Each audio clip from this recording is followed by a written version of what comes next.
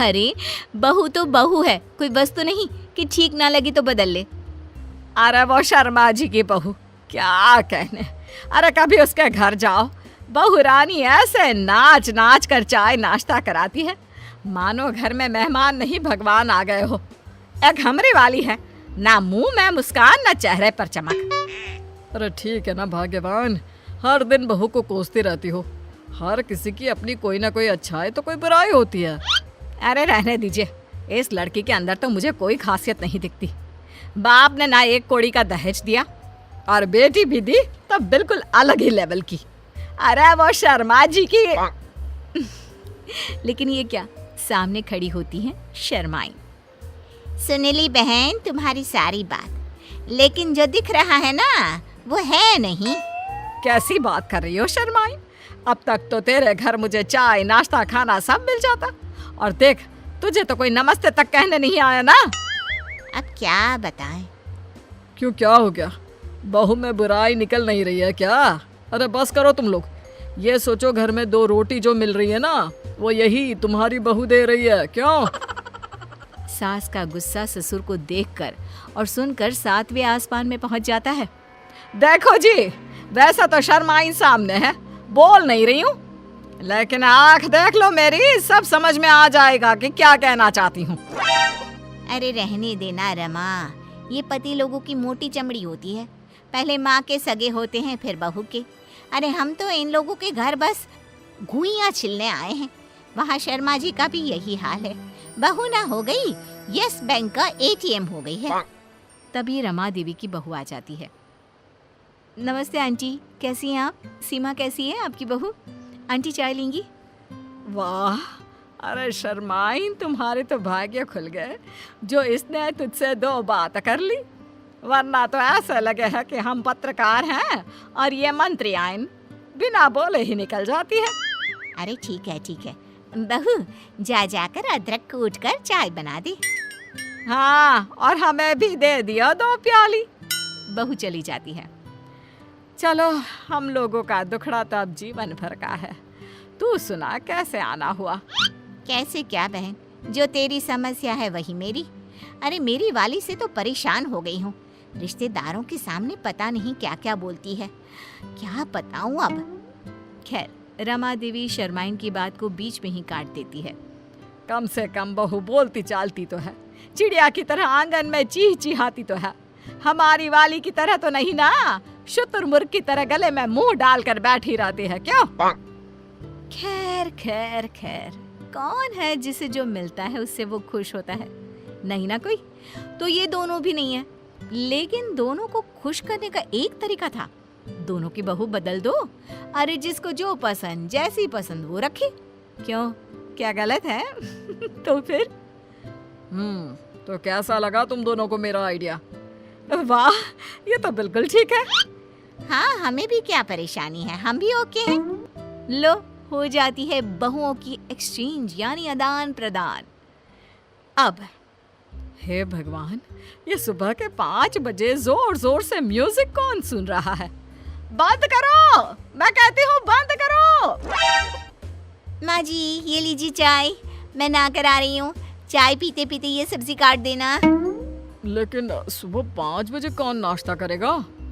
ओहो ससुर जी, नाश्ता वो तो मैंने रात में ही बना दिया था, ये तो दिन का खाना है।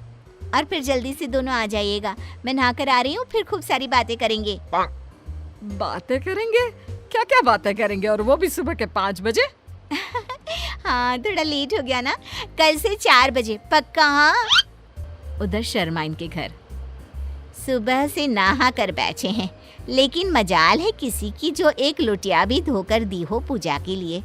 पता है पंडितों का घर है, लेकिन ना जी ना।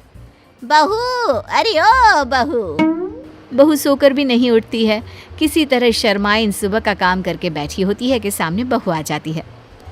क्या है माँ जी, क्यों चिल्ला रही हो? मुझे शांति पसंद है, शांति। इतना खचर पचर की आदत नहीं है मुझे। अरे मेरी बेटी आ रही है, समझी? तो खाना बना लेना। रमा देवी की बहू खाना बनाकर कमरे में सोने चली जाती है। ननद के आने के बाद, माँ क्या बात है, घर बिल्कुल सूना लग रहा है, भाभी कहाँ है? अरे सो रही है।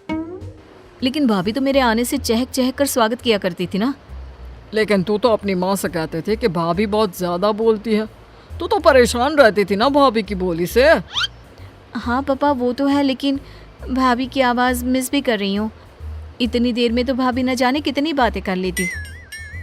ये तो है, लेकिन अब सुकून है, कम से कम घर भर में शोर तो नहीं हो रहा।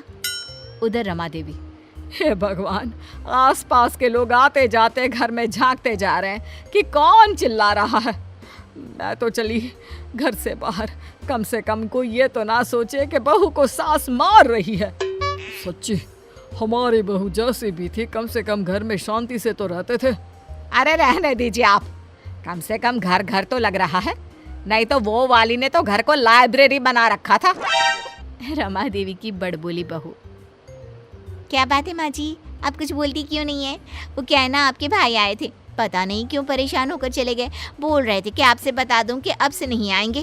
हैं? मेरा भाई चला गया, वो भी मुझसे मिले बिना? ये कैसे हो सकता है? मैं बात करती हूँ। रमा देवी भाई को फोन करती है। हाँ बहन, आया तो था, लेकिन तेरा घर वो घर नहीं लगा जिसके लिए मैं वहाँ आया करता था। क्या मतलब भाई, तेरी बात समझ में नहीं आई। तू तो जानती है मेरी बहू सारा दिन चिक चिक करती रहती है, तो मैं तेरे घर आ जाया करता था, लेकिन मैंने देखा तेरी बहू भी चिक चिक कर रही थी। अरे वो मेरी बहू नहीं है, मैंने तो पड़ोसी की मांगी थी कुछ दिनों के लिए। तू तो जानता है ना, मेरी वाली तो बोलती ही नहीं है। वहीं दूसरी तरफ शर्माइन। हाय रे, घर नहीं कब्रिस्तान बना दिया है। ना आवाज़ आ रही है, ना कोई चहल पहल। जैसी थी मेरी बहू, कम से कम रौनक तो लगाए रहती थी। ना जी ना, ये वाली लड़की, इससे तो ना चलेगा घर हम लोगों का। एक काम करती हूँ, ले जाकर वापस कर देती हूँ। दूसरी तरफ रमा देवी।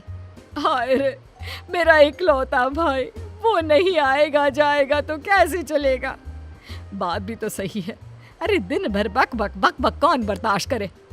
अरे बहू, ए बहू, हे भगवान, कहाँ चली गई? दूसरी तरफ शर्माइन। अरे बहू, चल चल, तुझे घर छोड़ दूँ। ना जी ना, हमें तो हमारी ही बहू प्यारी है। कम से कम घर को घर तो बना रखा था। बहू चल, तुझे तेरे घर छोड़ देती हूँ। अरे ये किस काम की बहू, जो घर को घर ही ना रहने दे, बाजार बना दिया है। तो दोनों बहुएं आ जाती है अपने अपने घर में। वो कहते हैं ना, जिसका जूता उसी को साजे। कोयल शादी के बाद जिस घर में आती है, वहाँ सास ससुर के सिवा 2 ननदें भी थी, लेकिन दोनों शादीशुदा। कोयल ने सोच लिया था कि वो इस घर को जीत कर रहेगी, लेकिन होता कुछ और है। यार ये कोयल कैसी लगी तुझे? ठीक ही है, बस माँ एडजस्ट कर ले इसके साथ। हम दोनों तो वैसे ही शादीशुदा हैं। चलना, कल घर चलते हैं, देखते हैं क्या करती है वो सारा दिन घर पर। ठीक है दीदी, मैं कल आ जाऊंगी। दोनों ननदें मायके आती है, जहाँ पिता बाहर बैठकर पेपर पढ़ रहे थे, माँ अंदर सब्जी काट रही थी, और कोयल वो तो कहीं नहीं थी। क्या पापा, बाहर क्यों बैठे हैं? बहू ने निकाल दिया क्या? चलिए अंदर देखिए, कैसी लू सी चल रही है। चलिए तो। अरे नहीं नहीं, अंदर लाइट नहीं आ रही है, रोशनी भी कम है और हवा भी नहीं है। मैं तो कहता हूँ तुम दोनों भी जाकर चेयर यहीं लगा लो। क्या माँ, तुम क्यों काम कर रही हो? कहाँ है वो राजकुमारी? अरे सुबह से ही कोयल लगी है, मैंने अभी भेजा है जबरदस्ती कि जाओ जाकर लेट लो। पता नहीं क्यों इतना काम करती है।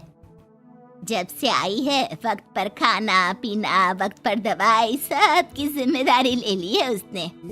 वो तो हम भी कर रहे हैं ना माँ, अपने ससुराल में सभी को तो करना पड़ता है। उसमें वो नया क्या कर रही है? पापा के सफेद कपड़े कैसे पहले चमकते थे, अब देखो तो कितने मैले कुचैले लग रहे हैं। कौन धोता है? धोती तो बहू ही है, लेकिन क्या करे बेचारी, मशीन ही खराब पड़ी है।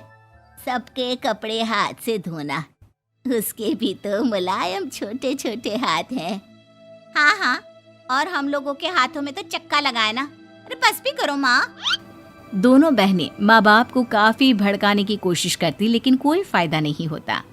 पर कहते हैं ना, बेटी तो बेटी होती है उन लोगों के जाने के बाद। क्या बात है माँ जी, कोई आया था क्या? हाँ, वो तेरी दोनों ननदें आई थी। अरे तुम मुझे उठाया क्यों नहीं माँ? मैं भी मिल लेती ना दोनों दीदियों से। अरे ना बेटा, तभी तो तू सोने गई थी। मैंने उन लोगों को खाना बनाकर खिला दिया, चिंता ना कर। कोयल को सास की बात अच्छी लगती है। वो अंदर जाने लगती है कि सास उसे टोक देती है। बेटा, वो तेरे ससुर जी के कपड़े काफी मैले कुचैले लगते हैं, थोड़ा ठीक से धोया कर। हाँ जी माँ जी। कोयल सास को कुछ नहीं कहती, लेकिन रात में जब पति आता है तो कोयल उससे कहती है, सुनिए, पापा के घर के पहनने वाले कपड़े काफी पुराने हो गए हैं। मैंने कई बार उसे धोया, लेकिन उनमें चमक ही नहीं आती। अगर आप कुछ पैसे देते तो मैं पापा के लिए घर पहनने के लिए नए कपड़े लेकर आऊं। हाँ हाँ कोयल, क्यों नहीं, जरूर। अगले दिन कोयल खाना बनाकर बैठी ही होती है कि छोटी ननद आ जाती है। अरे नमस्ते दीदी, कैसी हैं? आइए बैठिए, मैं आपके लिए नींबू पानी बनाती हूँ। आपको अच्छा लगता है ना? वो माँ कहाँ है? कोयल को अजीब सा लगता है कि ननद ने उसे पूछा तक नहीं, ना ही नमस्ते किया। सामने से माँ आती है। माँ, वो मैं बाजार जा रही थी तो सोचा आपसे मिलती चलूं। अच्छा माँ, जरा नींबू पानी बना देना, बहुत मन कर रहा है। हाँ हाँ, तू बैठ, मैं बना कर लाती हूँ। कोयल को लगता है कि बेटी है, माँ के हाथ का स्वाद मिस करती होगी। इसमें बुरा मानने वाली कोई बात नहीं है। दीदी, मैं भी बाजार जा रही हूँ, आपके साथ ही चलती हूँ। ननद भाभी दोनों मार्केट जाती है, जहाँ कोयल ससुर जी के लिए कपड़े लेती है। क्या जरूरत है भाभी, पापा को उनकी पसंद के कपड़े ले देती ना, उन्हें ही यहाँ पर लाकर। पर दीदी, पापा तो लुंगी ही पहनते हैं और एक ही डिजाइन की, तो इसमें पसंद नापसंद की क्या बात है? आपसे क्या बोलना। मार्केट में कोयल की किसी दुकानदार से बहस हो जाती है, लेकिन वो देखती है कि ननद उसका साथ देने के बजाय भीड़ का हिस्सा बनी खड़ी होती है, जैसे कि वो उसे जानती ही नहीं। कोयल घर आती है। अरे बेटा, क्या जरूरत थी नए कपड़ों की? पापा, मैंने ना आपके कपड़े धोने की काफी कोशिश की, लेकिन वो पुराने हो गए थे ना, इसलिए ऐसे मैले से लग रहे थे। सास भी समझ जाती है कि कोयल ने कपड़े धोने में मेहनत तो की ही होगी। एक रोज फिर दोनों ननदें आती है। कोयल अब दोनों ननदों को मनाने के लिए कोई ना कोई तरकीब निकालती है। ये साड़ी दीदी को दे देती हूँ, मेरी नई साड़ी है, कम से कम साड़ी देखकर खुश हो जाएंगी। दीदी, ये साड़ी आप ले लीजिए। और छोटी दीदी, मैं आपकी पसंद की पालक पनीर बनाती हूँ, आप लोगों के आने से घर में कितना अच्छा लगता है ना। दोनों कुछ नहीं बोलती।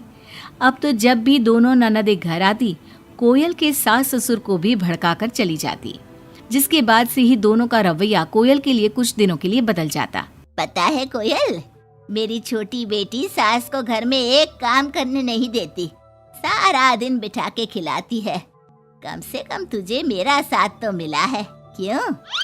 कोयल कुछ नहीं कहती, लेकिन अब वो थक चुकी थी। ससुराल के लोगों को प्यार से, सम्मान से साथ बांधने की कोशिश कर करके, लेकिन ननदें वैसी की वैसी ही रही। अब कोयल ने सोच लिया कि वो ननदों से बात करेगी। जब बड़ी ननद घर पर फोन करती है। हेलो हेलो कोयल, माँ को फोन देना। सभी को फोन लगा लिया, लेकिन कोई उठा ही नहीं रहा। ओह, तभी आपने मेरे फोन पर फोन किया दीदी, और वो भी सीधे माँ से बात करने के लिए। क्यों, मैं नहीं हूँ क्या? या मेरा हालचाल पूछने की आप लोगों को जरूरत ही नहीं है, या मुझसे मतलब ही नहीं है? क्यों? अरे नहीं नहीं, ऐसा नहीं है, वो वक्त ही नहीं मिलता ना घर के कामों को लेकर। दूसरी ननद से भी कोयल बात करती है, लेकिन वो भी वक्त और काम थकान का रोना रोने लगती है। कोयल को लगता है कि शायद उसकी ननदों से बात करके उससे सब सॉल्व कर लिया, लेकिन ऐसा होता नहीं है। ननदों का व्यवहार वैसा का वैसा ही रहता है, जिसके बाद कोयल भी कुछ ठान लेती है। एक रोज छोटी ननद घर आती है। कोयल भी उसे नमस्ते करके कमरे में चली जाती है। ना ही उसकी पसंद का खाना पूछती है और ना ही चाय। बड़ी ननद को भी कोयल फोन करना छोड़ देती है, और ना ही उन लोगों के स्टेटस चेक करती है, ना ही उन लोगों के आने पर हालचाल पूछती है। दोनों ननदों को कोयल का बदला रूप अच्छा तो नहीं लगता। क्या बात है कोयल भाभी, आपको हमारा यहाँ घर आना अच्छा नहीं लगता क्या? लेकिन हम भी क्या करें, मायका है, माँ बाप है, तो आएंगे तो सही ना। वो काम है थोड़ा, मैं अपने कमरे में जा रही हूँ। जो भाभी ननदों के आगे पीछे लगी रहती थी, उन लोगों के खाने पीने से लेकर हर बात का ख्याल रखती थी, उसका बदला रूप दोनों ननदों को अखरने लगता है। क्या बात है कोयल, अब हम लोगों से बात भी ज्यादा नहीं करती, ना ही फोन करती है। वैसे तो आप लोग भी मुझे कभी नहीं पूछती थी ना, आती तो सीधा माँ के कमरे में। फोन में मुझे तब करती जब घर में किसी का फोन ना लगता हो, और करती भी तो सीधे माँ से बात करा दो। मेरे हाथ का ना खाना खाती ना सीधे मुंह बात करती। तो मैंने भी अपनी दुनिया में जीना सीख लिया है। अब मैं मस्त हूँ और खुश हूँ। नमस्ते। ये बोलकर कोयल वहां से चली जाती है अपनी दुनिया में।